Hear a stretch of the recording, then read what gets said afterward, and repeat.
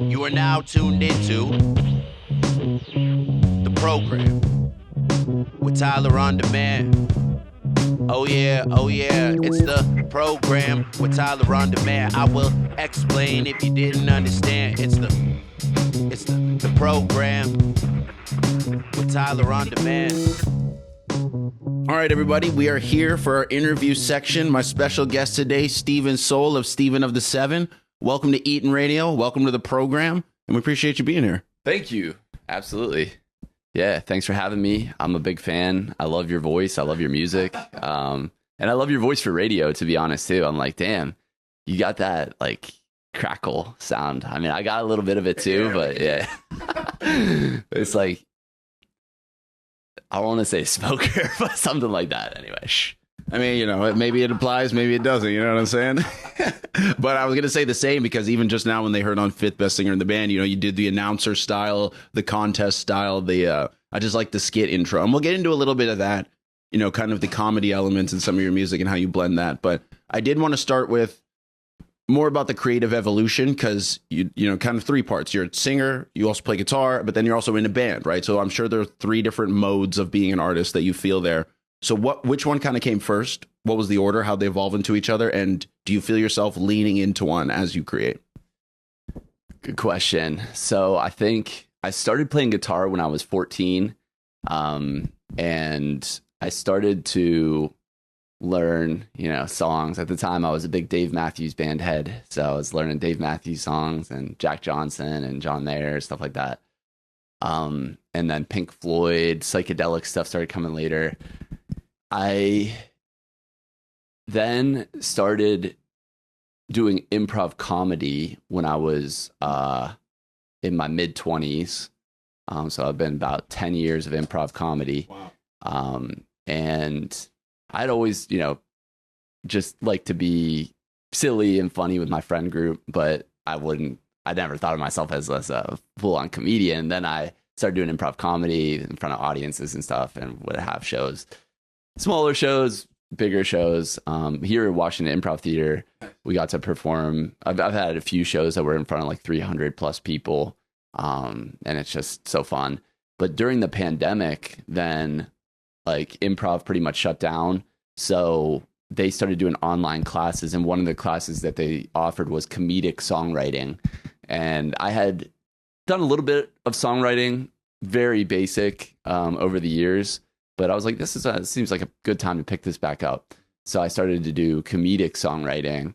And the pace was pretty rigorous. But I mean, there was a lot of time since it was the pandemic and like I didn't have like social stuff going on. But it was like you have to write a new song every week.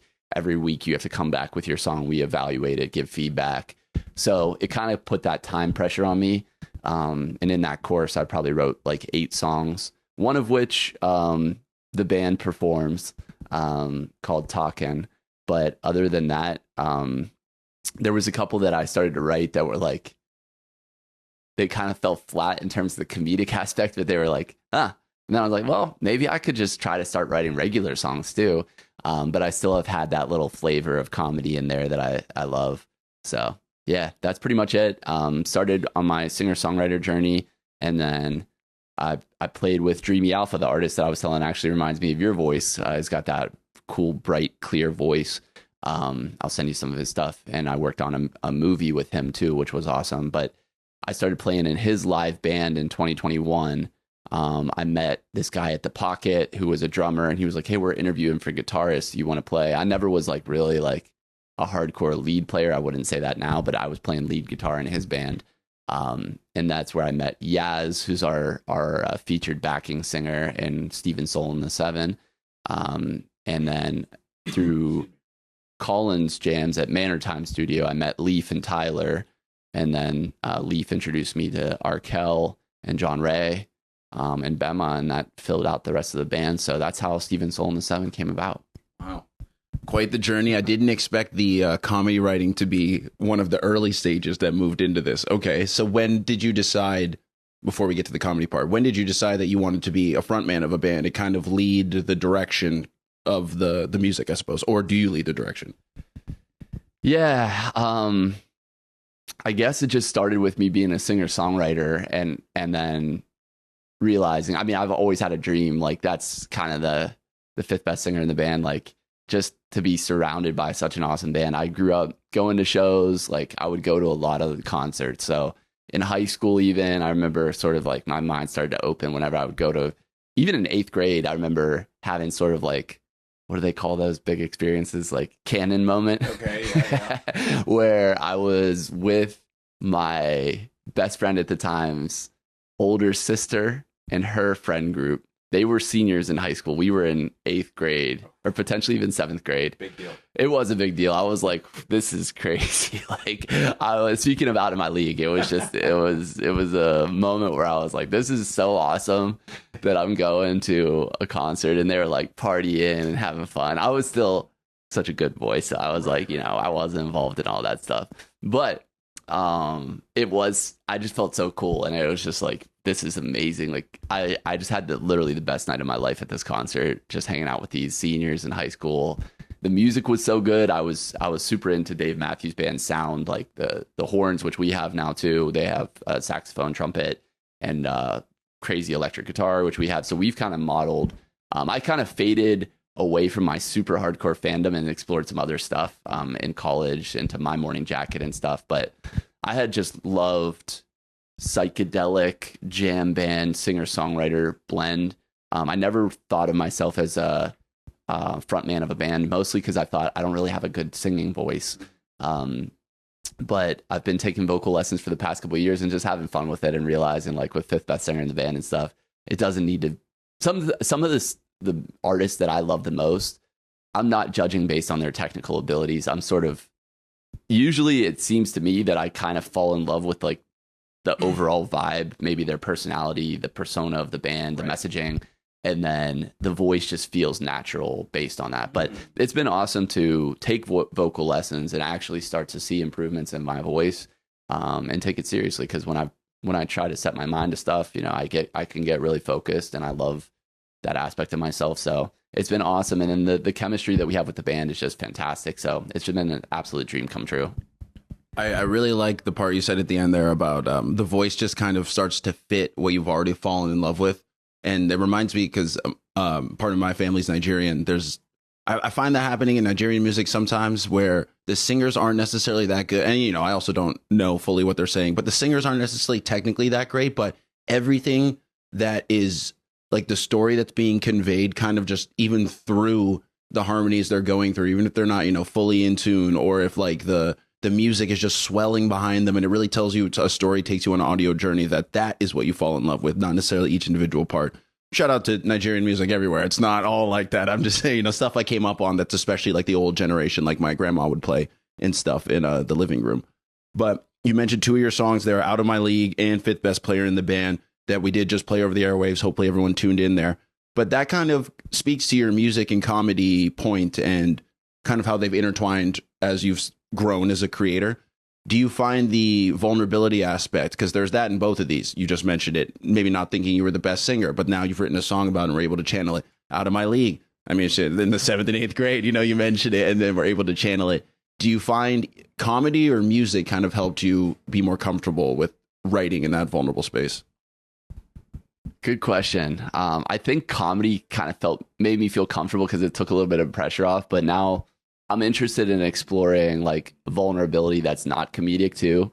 I feel like that's for your average American man, maybe a little challenging at times, and we'll see where that goes. But yeah, I wrote a new song recently that we're gonna play at Black Cat on July 10th called My Darlin', and it feels like soft and beautiful in a way that is really nice. Actually, the band, we rehearsed it with the band for the first time last night, and it's one of Leaf's favorite songs, and he's our bass player and music director. So he's I feel like when I get his approval, it's actually a good song. So he was really happy about it. It's been nice. And then we just added some sax jam that was just like sad and melancholy but groovy and beautiful. So yeah, I'm excited to just play around with different stuff. I think I realized that kind of the core of who I am is goofy and silly, and I like to be silly and funny. So I feel like it's not my vibe to write super sad stuff, but maybe I'll be in that wave at some point. But recently I have had a couple moments where I was just feeling a little bit more melancholy and like just wanted to catch it while it was there too. Cause something that I am happy about is that I don't feel like I sit in those spaces for too long where if I feel sad, I've learned to not block that feeling. Because I feel like maybe when I was in high school or college, I would like try to block out bad feelings. Whereas now I'm appreciative of the feeling at all, because I feel like, especially being creative, you're like, whoa, this is where the inspiration comes, the feelings, the emotion. So when I'm recently, last couple of weeks, I was feeling a little just melancholic. And then I was like, let me capture this right while it's hot. So I just dove in, wrote 2 songs that were sort of in that space. But yeah, I do appreciate kind of finding something from the well. Sometimes comedy can mask that a little bit. So I think it was a nice gateway to get me into songwriting, really nice gateway, because it made me feel comfortable. Like, this isn't too serious. People can laugh at it. It doesn't have to be that high pressure musically and stuff. And then kind of take that as a bridge to write other regular songs, come back into comedy and be like, I do love to make people laugh and make myself laugh, honestly. But now also being able to explore some more vulnerable spaces without the comedy. Right. I just really want to emphasize that last part too, which was like the comedy being kind of the gateway, and maybe it feels like it has to be masked, and you being on the inside, me more on the outside, but feeling like, yes, that raw feeling you have to channel some way to make it funny. When in music it can just be that, like directly to the beat or to the song. It can just be that feeling, exists as itself. A lot of the ways that is catharsis, I'm sure for a lot of artists, for myself it is, and they offer different pathways. And I think that's why art is great. You have all of these different pathways to express yourself, and you realize that there really isn't one that fully expresses you. And maybe you're not as good at one, so it's not your skill or your talent or your like main creative endeavor, but just the value of indulging in them all can help shape either your primary thing or kind of just a holistic sense of yourself. Which, speaking of, we'll shift to kind of another creative zone, which you touched on it before, being in a film. Was this your first time? And just take me a little bit through the opportunity, how it all came together, and what happened. Yeah, it was my first time in a feature film, so it was really trippy to see myself on the big screen, Bethesda Theater. He's pitching it now, so that was the premiere, and now he's pitching it to bigger servicers. Of course, Netflix, Amazon, all that stuff. But he's a super talented creator. Dreamy Alpha, that was the guy that I mentioned. I played in a band in 2021. Met Yaz, who's now in our band too. Super impressive. So I was just kind of hungry to get into the scene, the music scene. And I met this drummer at the Pocket who was like, we're auditioning guitarists. Do you want to come audition guitarist? And I was like, took it super seriously, learned all his songs, came up super prepared, took a guitar lesson to even like get more ideas for how I could sort of add stuff into his music live. So I came super prepared, and he seemed like impressed. He was just such a cool guy.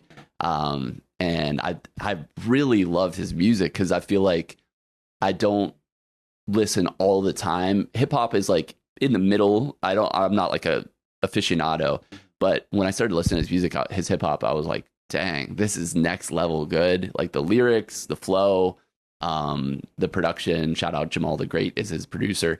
But yeah, I was like, this is amazing. So I had just a blast playing in his live band. We had some cool, fun live shows. And we've stayed friends over the years, because he's so talented in rap, but he can also do video really well, and graphic design and drawing. Like, he's just like a multi-creative person. So he did a few of our music videos. I reached out to him while we were getting started with Steven Soul and the Seven. He did a few of our music videos. He did Forever Changed, Sunshine Wine, Spring, which was a cool music video. And he always comes up with creative ideas too. Like for Spring, the song is sort of about feeling like you're about to die and being born again by the sun in the spring.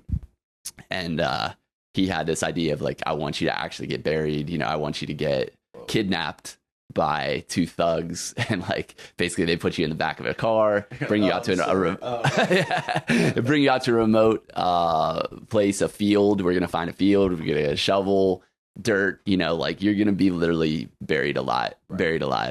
And shout out to Randy and Tyler in our band, our trumpet player and guitar player. They were Thug 1 and Thug 2 who kidnapped me, beat me up. I had blood on my face and stuff. And funny enough, I actually walked into an H&M later that day with all this like makeup, blood on my face and dirt. And like, it just was crazy. It was really funny. Because we were doing the second part of that music video the next day and I was trying to get the right fit. But people were like, really like, are you okay? Right. Like, should we call someone? Yeah. But we've been really good friends over the years. He invited me to his wedding in Jamaica, which was absolute blast. And then, I've just been following along his journey and he told me, I'm making a movie. I'd like you to play a detective, sort of a incompetent, but like lovable detective. So I played Detective Kaplan, who was not particularly good at his job. He was a rookie on the force, but really like good hearted, like spilling, coffee, messing up papers. But like everybody hated me on the force because it was like a very corrupt police force and everyone was kind of just like taking bribes and this and that. But I was like by the book and like just got out of police training academy and stuff. Sure. So I was just like, I couldn't believe that people would be like doing crime. Yeah, exactly. I'm like, I'm going to tell on you. So it was funny. I had some moments in the movie where the theater got a big laugh out of like basically one of the other cops telling me to like shut the F up or like, call me the B word and stuff like that. But I played that type of character and it was just absolutely amazing.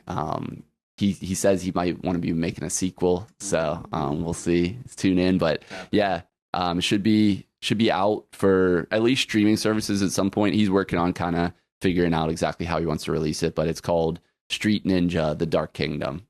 Can you shout us Instagram? Oh yeah, it would be Dreamy Alpha. That's with 2 E's, so DreemyAlpha. Oh yeah. I love the blending of creative zones. Yourself is a testament to it. Dreamy Alpha is a testament to it. I'd like to think I am a little bit as well. So. I think that's really cool. Hopefully the sequel's coming. Support if he needs, if there's a GoFundMe, go donate to it. Let's shift back now to then some of your main creative zones. Black Cat show in July. Talked about it a couple times.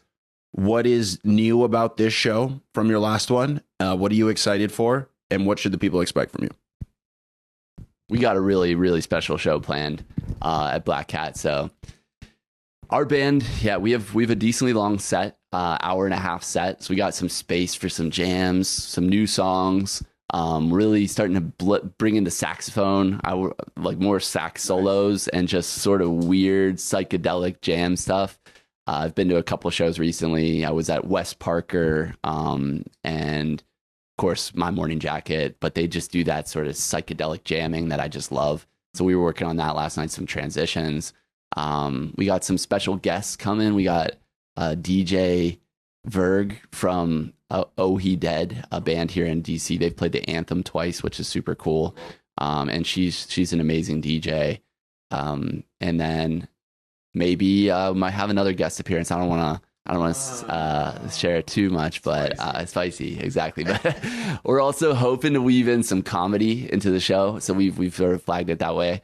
We've started to introduce a new character into one new character. There's some old callbacks from other characters within our band. So we do some comedy sketch stuff. We've had Leaf has played our spiritual advisor, sort of guy behind the bar that has random like drinks that help you do this and that. Tyler has been our financial advisor. And now we just introduced Preston Rivers, our lawyer. So we're having a lot of fun with just goofiness in the band and sort of creating this universe of basically like kind of like a sitcom. So we're doing like sitcom stuff and we're going to have some stuff here. And then we also have a special appearance from a lady that's been helping out with our social media, who's so awesome, Liv. Her daughter is the most adorable girl you've ever seen, and she particularly loves the song Fifth Best Singer in the Band. She sings it and it's just super cute, so there's probably going to be a guest appearance from her too. But yeah, we're excited. Also shout out to Fruit, the band Fruit, and Zach Kime, our opening bands. They're fantastic, so I half the time can't wait to see those two because they're just amazing. We got a stacked lineup on July 10th. Keep going. Yeah, we're absolutely excited about it. Black Cat is such an iconic venue. It's a it's an honor to be able to play there. Just looking back at who's played there in the past: Radiohead, Weezer, My Morning Jacket, Arcade Fire, some major rock bands. You go down the list. Some bands I listened to in college, the Dandy Warhols, were really cool bands, touring bands that have come through. Even this year, just really awesome bands come through the Black Cat. So it's an honor to be able to play there. Your first show there? That's my first show at Black Cat. Yeah, we did Union Stage in January. Were you there for that show? Union Stage in January? I don't think so. Okay. No, I think I remember Dom was. And then Songbird in August. So we've been hitting up the DC venues, but Black Cat is an iconic one. Obviously, we would love to eventually get onto the track of, Atlantis, 930 Club, the anthem. That's the dream. When I started the music journey, someone told me that it's important to really set a goal of where you feel like, all right, I actually made it and have accomplished everything or what I set out to accomplish, essentially. And for me, it was lofty, very lofty, but I put headlining the anthem. That would be super cool. But I also announced it on the news. I'll announce it here too. So they say that overnight success in music is 10 years. So basically they're like, oh, Chappell Roan, she just blew up out of nowhere. Or Sabrina Carpenter, they just blew up out of nowhere. No, they've been playing since 2016, releasing music, playing smaller venues. They just took 10 years to get to where they blew up. So I believe that, and I'm in it for the long haul. So our first show as a band was August 30th, 2024. Our other goal after the anthem, hopefully, is Capital One Arena on August 30th, 2034. 10-year anniversary. Blew up in 10 years. Whoa. I like the sound of that. I love that kind of talk. So y'all listening right now, let's get them there. It starts by showing up to Black Cat. What day again? Friday, July 10th. You can get your tickets at Stephen Soul. That's STEPHENSOL.com. That will link you to blackcatdc.com. Yeah, and if you want, DM me. I got some paper tickets too, which are cool. If you want to have that memorabilia, 90s style paper ticket, I got you. That physical. They say physical is coming back. They said 2026 is new 2016 or whatever, They said that online. So that sounds fun. I mean, I'm going to be there. Last thing I want to talk about before we get a little bit of playing from you, maybe convince the people even more while they should be there. But you did tell me you were working on an album. Not too many details revealed yet. I don't know how much you want to reveal, but you did say it's probably going to be for next year. But where's your head at with your creative space? What kind of music we talking? Appreciate that. Yeah, I haven't actually talked about the album too much. So here on the program, let's get into it. Yeah, I have a title for it, a working title. I'm not going to share the title just yet, but I will say it's going to be weaving in my spiritual journey, which actually has transcended pretty much the most important things in my life. Like, obviously, my family, music, comedy, my friends, so important. But the spiritual journey just took me up into a whole nother plane, and everything sort of balances onto that. So I've worked with this healing woman in Mexico and absolutely just love her to death. She is like a mother to me, and she's taught me so much beautiful stuff and shared her voice. She's an amazing singing voice, amazing speaking voice. Probably you're up there in my favorite speaking voices, but she has probably my favorite speaking voice I've ever heard. It's just the cutest Mexican accent, and just so wise and just love, you can feel the love in her voice. So I got her to record a lot of her. We had a good conversation. We recorded it, and it's going to weave in sort of like Pink Floyd style speaking, like trippy stuff of voices coming in and out, teaching spiritual teachings, but not in like a preachy way, but just cool stuff that's helped me. Different, messages about being present and all these different things, dimes of wisdom that she's dropped to me. I'm going to weave that in and incorporate some music with it too, and have this fun journey. The concept is sort of like a spirit in the spirit plane. What's the word? When you materialize, you like on Earth, you spawn essentially. You're born. You're a spirit, a pure spirit, and then you. There's a word for it, not other than materialize, but I'll think of it. You manifest. You become a human, and then all of a sudden you're a human. And I believe this is actually true, that we are spirits before and after, our time on Earth. So learning and having the whole journey, the ups and the downs, the highs and the lows of being on earth, of being a human, and then realizing at the end that you're coming back to the place that you always were. You were a pure spirit coming to earth to learn, to have experience, but at the end we return to the place that we always were. Some may call it heaven, and that's a beautiful concept to me to really tap in with that, because I feel like I grew up believing in heaven and stuff. I drifted away from it for a little while, and I kind of came back in a different perspective to like, wow, there's something going on beyond just the forces of nature. Although the forces of nature are so magical that you could call that God in heaven too. And I think that's accurate as well.